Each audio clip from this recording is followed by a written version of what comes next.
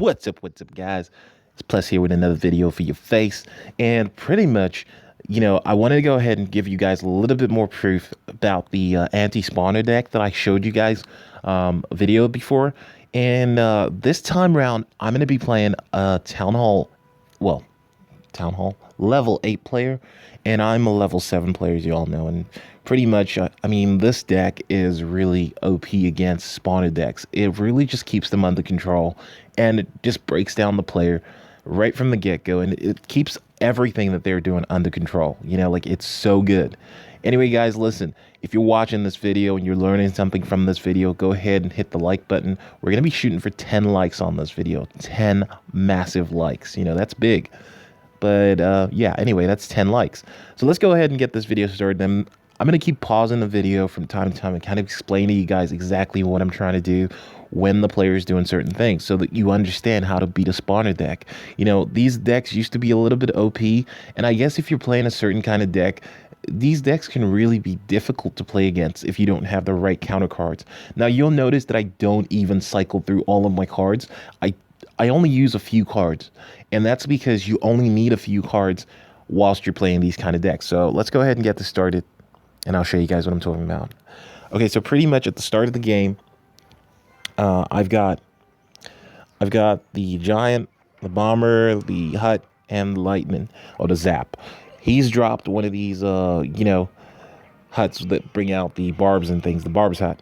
And he's just got a little push going on here real quick. And you see what I've done here is I've zapped everything to kind of just bring that right down to control everything. He's dropped the Wizard, and I'm pretty experienced on this idiot right here, because this guy can really be a pain if you're running minions or something like that. Like, he can be so annoying because he'll one-shot like a group of minions, like a minion horde or something like that. He'll just one-shot them and they're all gone. So he starts dropping the barbs, and you could just tell, like, this guy he's trying to create a push. Now, I'm not going to let this go because, the first thing I'm going to do is I'm going to keep on sending those fireballs, because those fireballs, they will actually help you a lot, because they'll bring down the like hit points of the tower, and at the same time they'll drop the amount of time he's got with these spawning towers that he's got here. It will just bring those real low. Now, these fire pups that he's got here, or whatever they call them, this fire sprites or whatever it's called, they have like a one-shot hit point. So, like, once they get one-shotted, they'll normally go down, or if they get zapped, they'll go down. Now, of course, you have to get experience on certain cards. You have to know exactly how much hit points certain cards will take. If you notice, I never really cycled through my minions. I never really use them in this attack, because it's so, like, 5 elixirs is a lot when you start looking at it from like the ratio of like a spawner. Like a spawner, all your cards must be on point. They literally have to hit right. And again, you see the fireball bringing down the amount of time that he gets these like spawning towers out. And with the Wizard, the only person I'm going to draw for the Wizard is the Musketeer, because I've just realized that everything else just gets destroyed by the Wizard.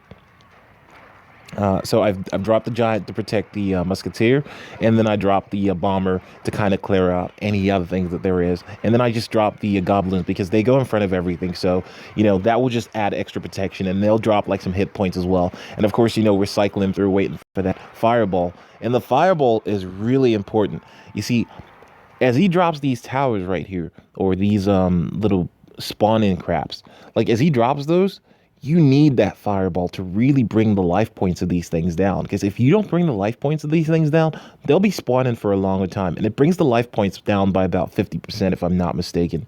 Well, at my level, fireball anyway, which is low. But the most important part of all of this is that, you see, I've kept him under control. My tower literally has taken very little damage. I've taken like about 200 hit points worth of damage, something like that. And it's not that much, it's not a lot. And if you look at this is due to all the fireballs that he's had, and sometimes the consistent push. Now, he's not had the time to actually use these spawning towers as much as he expected to, but he's paid a lot to get these out there. And he knows already that he's not getting the reward on each of these every time he drops them, and he doesn't get elixir. Now, if you notice, he's got a freeze spell that he's never once used throughout the whole raid because he's waiting to get that like a big horde of troops coming down, and then you know exactly what's going to happen. But because he's so under control, he never once used this free spell throughout the whole entire match. Like it just doesn't get used. Now, you're probably thinking, hey, dude, what the hell? How is it possible that he never drops the free spell? Because, look, if his troops get all the way here, and I mean like literally here, you see how much troops did he spawn in? Like he spawns like God knows how many troops. So you could just bet that if those troops make it all the way here and you don't have something to clear them out, once he drops that free spell, this tower is going down in a couple of seconds. Like it will literally take him like, I think maybe 2 or 3 seconds with the horde that he's probably trying to like build up. And if you didn't have the fireball, or you don't have the lightning or the zap, as it's called, you know, with this guy behind him, like if you drop minion horde to clear out all this crap, he will just breeze through the minion horde and he will literally just come straight at your base. And this guy, he's got it set up right. But the problem is with the counter deck that I'm using, it is almost impossible for him to put the lock on me. And he knows that he wants to just get that lock. Like if he gets down here and drops that free spell, game over. It's done. It's finished. There is no hope for you. Like this is one of those guys that you could just tell, like you get frustrated playing them because you know, like maybe you were like, you know, you had phone calls coming in or somebody was tapping you on the shoulder and they were like, hey, what's up? How you doing, man? You good? And you're like, oh, you turn away from the screen for a second and then this guy just puts that drop on you. And as soon as he gets that lock in, you are done. It is almost a certainty that if he drops that free spell right about here, and he gets these two towers together, that's it. It's done. You are completely, you might even get three crowned. But let's go ahead and keep on seeing what happens here. You see, with the fireball, the lives of these like spawning things here, they've gone down so much that they don't get the chance to even spawn like troops consistently for 50% of the elixir. So it's pretty much the each of those things are costing him 50% more than they should and giving him 50% less than they should.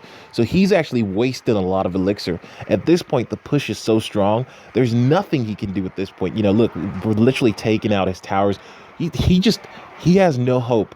And, you know, finally he drops the minion horde for the first time in the game, and I counter with my own minion horde.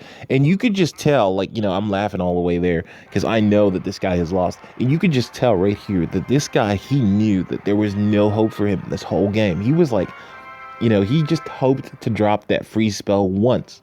And, you know, when you control a player so well that he doesn't actually use a card that he has that is like his special card. And you can tell that that's his special card because he was hiding it.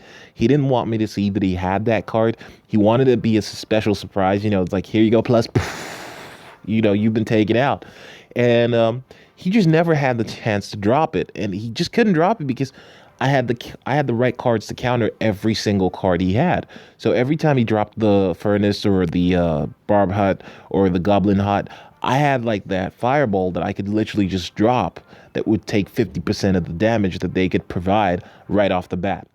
And, you know, the biggest problem you get when you face these spawners is that you can't make it all the way over to the other side to actually start attacking these, you know, spawning troops, spawning buildings. You can't actually get over there and you can't actually start, you know, like taking them out. But with the fireball and the zap, you can keep all these troops under control whilst you're taking them out, and you can actually reduce the amount of time that those troops actually get spawned. So you're in full control of what you're actually seeing come at you.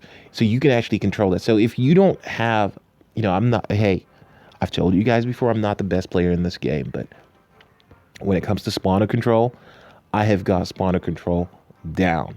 I mean, I have not been beaten by a spawner in a long time.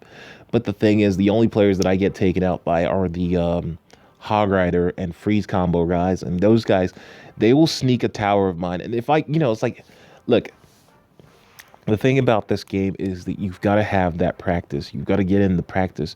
And the more practice you have and the more experience you have with certain cards and how to counter those cards, you actually will get familiarized with the best cards to use to take them out.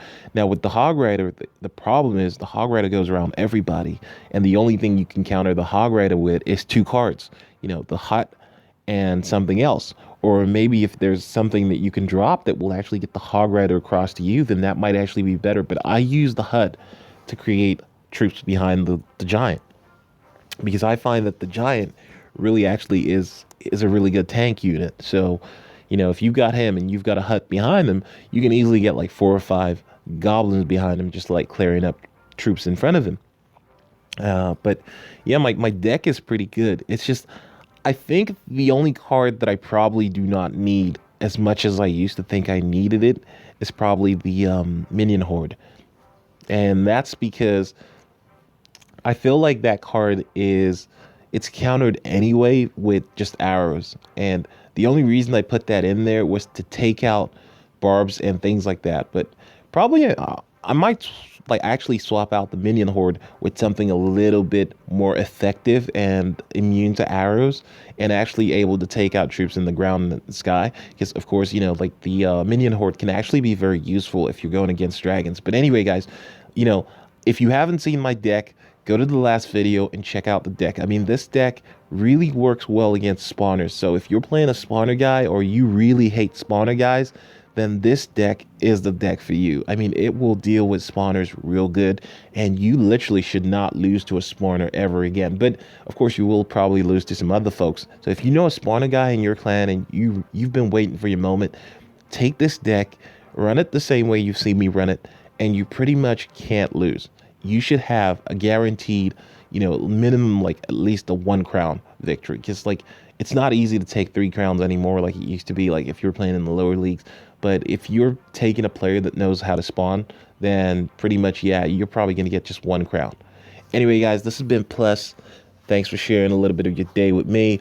Don't forget to hit the subscribe button. Again, don't forget to hit the like button. And I'll see you guys next time on the next video. Take care of yourselves. Bye.